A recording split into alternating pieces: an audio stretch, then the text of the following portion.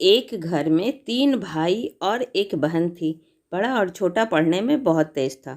उनके माँ बाप उन चारों से बेहद प्यार करते थे, मगर मंझले बेटे से थोड़ा परेशान से थे।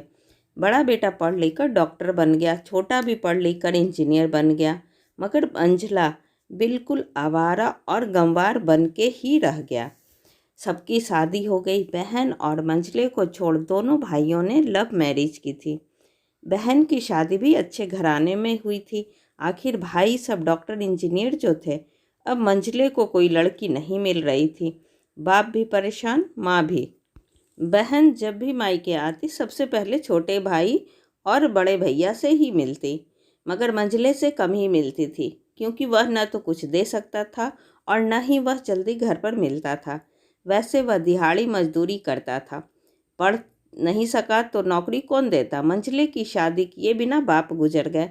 माँ ने सोचा कहीं अब बंटवारे की बात न निकले, इसलिए अपने ही गांव से एक सीधी सादी लड़की से मंझले की शादी करवा दी। शादी होते ही ना जाने क्या हुआ कि मंझला बड़े लगन से काम करने लगा। दोस्तों ने कहा, ए चंदू आज अड्डे पर आना। चंदू, आज नहीं फिर कभी। दोस्त, अरे तू शादी के बाद तो जैसे बीबी का गुलाम ही हो गया। चंदू, अरे ऐसी बात नहीं। कल मैं अकेला एक पेट था तो अपने रोटी के हिस्से कमा लेता था। अब 2 पेट है आज, कल और होगा। घर वाले नालायक कहते हैं मेरे लिए चलता है, मगर मेरी पत्नी मुझे कभी नालायक कहे तो मेरी मर्दानगी पर एक भद्दा गाली है, क्योंकि एक पत्नी के लिए उसका पति उसका घमंड, इज्जत और उम्मीद होता है। उसके घर वाले ने भी तो मुझ पर भरोसा करके ही तो अपनी बेटी दी होगी, फिर उनका भरोसा कैसे तोड़ सकता हूँ। कॉलेज में नौकरी की डिग्री मिलती है और ऐसे संस्कार माँ बाप से मिलते हैं। इधर घर पर बड़ा और छोटा भाई और उसकी पत्नियाँ मिलकर आपस में फैसला करते हैं कि जायदाद का बंटवारा हो जाए, क्योंकि हम दोनों लाखों कमाते हैं, मगर मंझला ना के बराबर कमाता। ऐसा नहीं होगा। माँ के लाख मना करने पर भी बंटवारा की तारीख तय होती है। बहन भी आ जाती है, मगर चंदू है कि काम पर निकलने के लिए बाहर आता है। उसके दोनों भाई उसको पकड़कर भीतर लाकर बोलते हैं कि आज तो रुक जा, बंटवारा कर ही लेते हैं। वकील कहता है ऐसा नहीं होता, साइन करना पड़ता।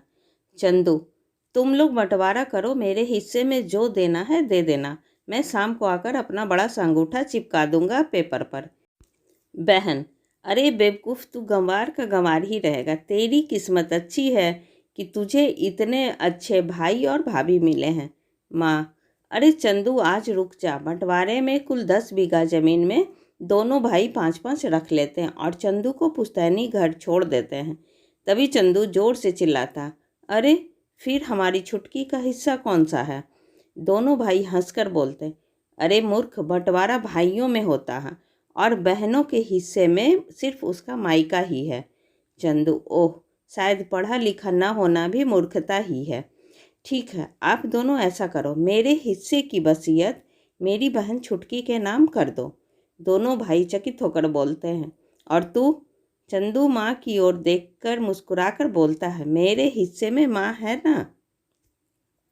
फिर अपनी बीबी की ओर देखकर बोलता है, क्यों चंदूनी जी, क्या मैं गलत कहा। चंदूनी अपनी सास से लिपटकर कहती है, इससे बड़ी वसीयत क्या होगी मेरे लिए कि मुझे माँ जैसी सासू मिली और बाप जैसा ख्याल रखने वाला पति। बस यही शब्द थे जो बंटवारे को सन्नाटा में बदल दिया। बहन दौड़कर अपने गंवार भैया से गले लगकर रोते हुए कहती है कि माफ़ कर दो भैया मुझे, क्योंकि मैं समझ न सकी आपको। चंदू, इस घर में तेरा भी उतना ही अधिकार है जितना हम सभी का।